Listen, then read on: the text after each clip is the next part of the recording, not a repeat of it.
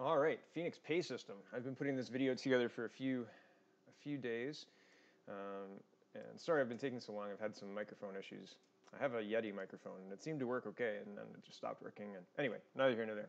So what is the Phoneix pay system? Phoneix pay system was introduced in 2009 by the Harper government to modernize and streamline the pay mechanism for government agencies. And this is a really quick video. It's linked in the description, as are all of the things that I talk about.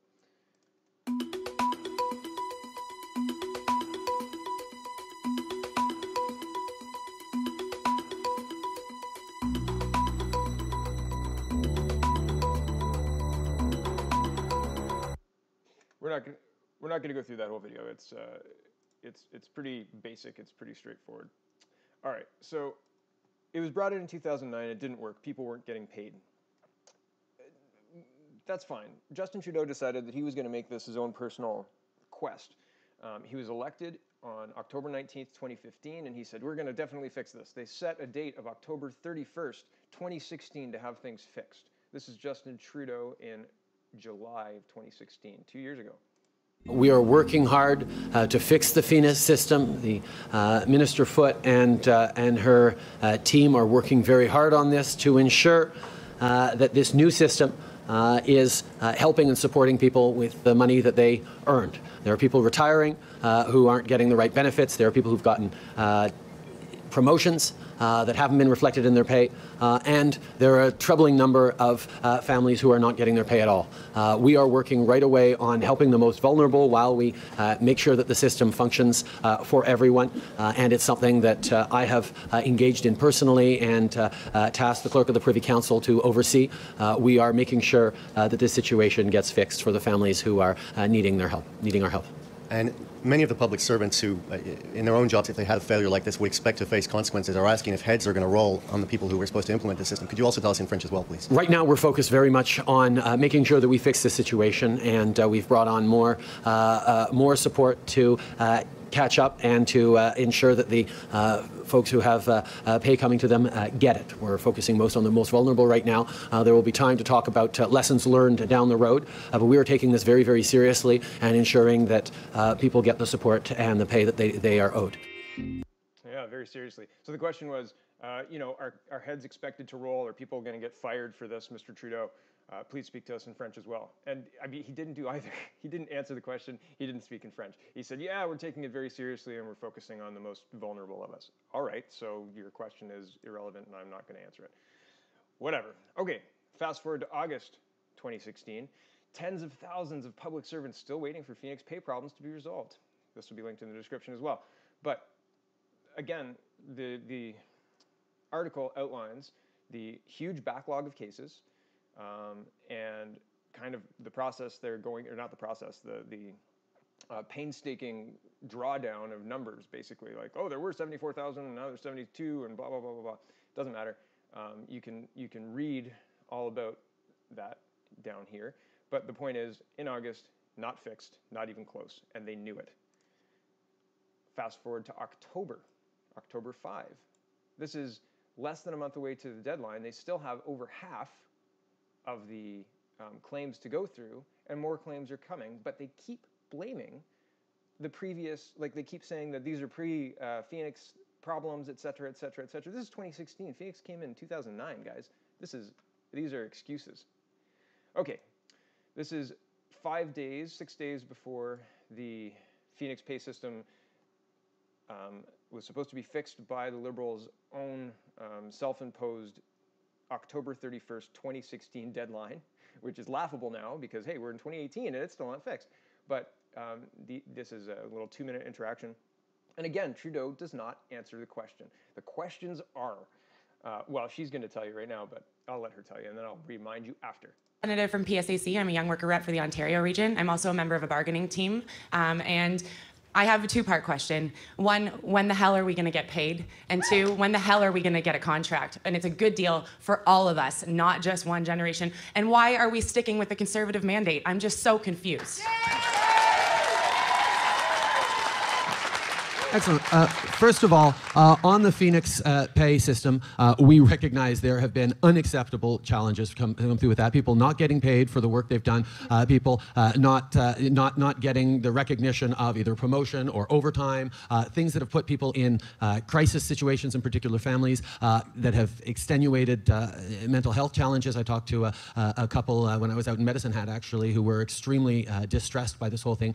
We are working as best as we can. We've put more resources in to try and respond to the most pressing challenges, and we're working very, very hard to fix it. The challenge was that there was a change made without the kind of support invested in, and we're picking up the pieces and working as hard as we can. Were we as quick to respond to it as we might have been? No, I don't think we were. I don't think we did it right. I'm recognizing that. I'm recognizing that. That we weren't as quick to respond to it as we should have. But we are now working as hard and as quickly and as well as we can to settle that particular challenge. On the collective bargaining process, we believe in collective bargaining. We believe in what happens at the table, and that's something that we're actually moving forward on. That's why one of the very first things we did was eliminate 525 and 377, which were unfair attacks on labor.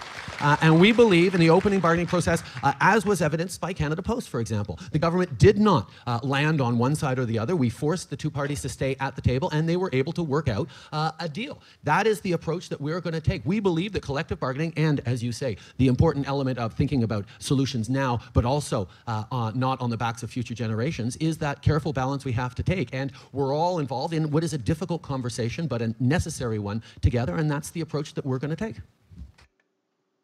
So that... that is not an answer to the question. The question was, when are we going to get paid?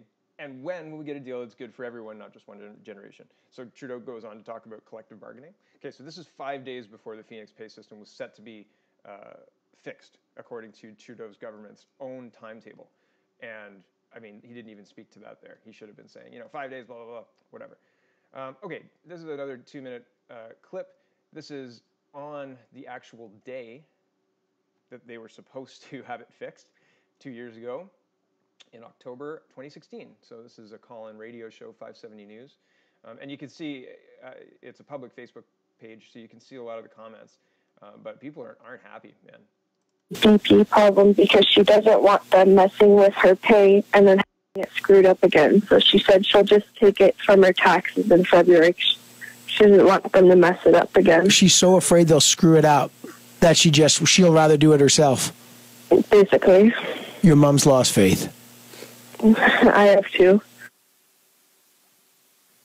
That's Jessica. She's lost faith. Her mom's lost faith in the federal government. After they promised today would be the deadline that they would fix up the 80,000, and they said there's 30,000 left, unpaid workers on the Phoneix pay system. Well, there was a press conference today, and Marie LeMay, the deputy minister, said this about why they've missed the deadline. The cases left in our backlog are complex and require time-consuming manual calculations. In fact, 82% of these cases predate Phoneix, and some date back several years. Oh, that's why they've mixed it up, because it predates Phoneix. That's Marie LeMay. Chris Elwood is the National Executive Vice President with the Public Service Alliance of Canada, and Chris joins us now in studio. Chris, you heard the government's explanation. They promised the Halloween deadline. They blew it. What do you make of their explanation? Well, I mean, their explanation, when she talks about, 80% of the outstanding cases predate Phoneix, I'm not exactly sure what she's talking about, because we would have heard pre-Phoneix about those cases, and we didn't hear about those cases pre-Phoneix. I'm sure the employees, our members, would have been contacting us about those outstanding cases long before Phoneix, and we didn't hear a thing until the end of February when they rolled Phoneix out. So you don't buy that. They said that they would have it done by Halloween. You were on this program, and you said, I do not see how they can do it. That was 2 weeks ago. Mm-hmm. Well, here they are. Now they won't even set a date, Chris. The government will not even give a date as to when they will fix this. What do you make of that? I cannot agree more with Jessica's mom. Nobody in the public service has any faith in this new pay system. Nobody. Okay. And I'll cut him off there. You can watch the whole video. It's linked in the description. So that was 2 years ago on Halloween. Here is November 21st, a year after that, a year and a month after that. Phoenix to cost $540 million annually to fix, more than $540 million to fix. So, sorry, I jumped ahead. That's the number annually. Spoiler alert. But here's the Watchdog saying, hey, this is going to cost a lot of money. And this, we knew this last year. And this, like, we should be outraged. This is an absolute waste of money. Just an absolute, just shoveling money for no good reason into nothing. And Trudeau keeps saying, we're allocating resources. Absolute weasel words, lies, garbage. So 2016, we knew it was going to cost more than it cost to build the program and start the program in the first place. The program costs $310 million to design and install, $540 million to quote unquote fix it, and then $500 million a year to run it. Unbelievable. Okay, so this is November 21st, 2017. Now, fast forward to this is June 29th, 2018, and I'll give you the short version. The federal comptroller is responsible for government-wide financial management and internal audit. Estimates Phoenix could take about 5 years and at a cost of $500 million annually. And we've noticed an incredible change in both the results and ability to tackle the backlog, but also in job satisfaction of employees because it's very hard.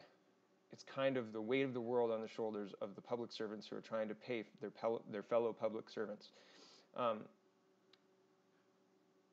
point isn't that the job to pay people is hard. The point is it's been like a very long time. It's been almost a decade with this failed pay system. At what point are we going to stop throwing bad money after bad? It's this $310 million pay system has cost us more than $1 billion all told. Does that make any kind of sense?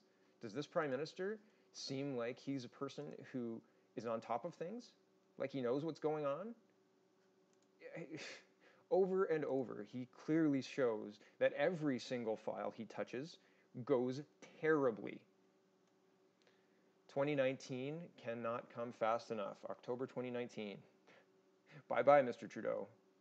Phoenix pay system is a disaster, and it's just one of many examples of the disaster you brought to Canada, sir.